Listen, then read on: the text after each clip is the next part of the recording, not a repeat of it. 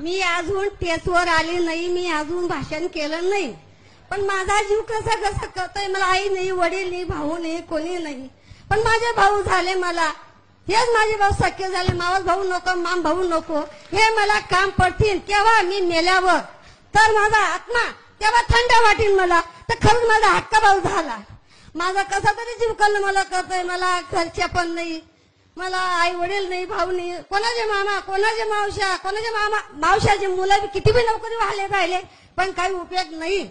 मानाचा भाऊ बांधला तरी काही उपयोग नाही. त्या भाऊने आपल्याला साडी घेतली, तोच आपल्या हक्काचा भाऊ झाला. पण माझा अशी इच्छा आहे तर 2 शब्द भावाला सांगायचा. मी मेल्यावर मला डोलीमध्ये पातळ आणायचं, 2 रुपयाचं गवायना. फक्त मला माळ आणू नका, वायन नका टाका, फक्त मी साडीची बुकी आहे. ही साडी मी भावाची घरी नेते. 17 बाईने बघवते, 17 माणसांना सांगते. तर माझ्या पाठीच्या भावाने साडी घेतली, माझ्या माम भाऊनी, मामाच भावानी, आणि मला भाऊ तर नाहीच आहे. माझ्या आईला 16 लेकरं झाले. मी वनवासी तर लेकरू आहे, पण मी अंगणवाडीच्या जीवावर पोट भरलं. मी माझा माणसा 1 रुपया सुद्धा मोजता येणे असा व्यक्तीचा संसार केला. मी माझा जीव खूप कलाकला करतो, पण भावाला बघून मला खूप आनंद वाटला 3 वर्षापासून. तर खरंच माझा भाऊ झाला, खरंच माझ्या आईने जन्म दिला.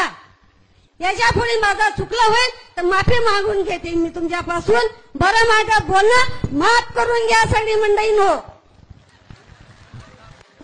माझी एक बहिणी म्हटली की माझ्या आयुष्यात शेवटची बोळावण तू घेऊन ये.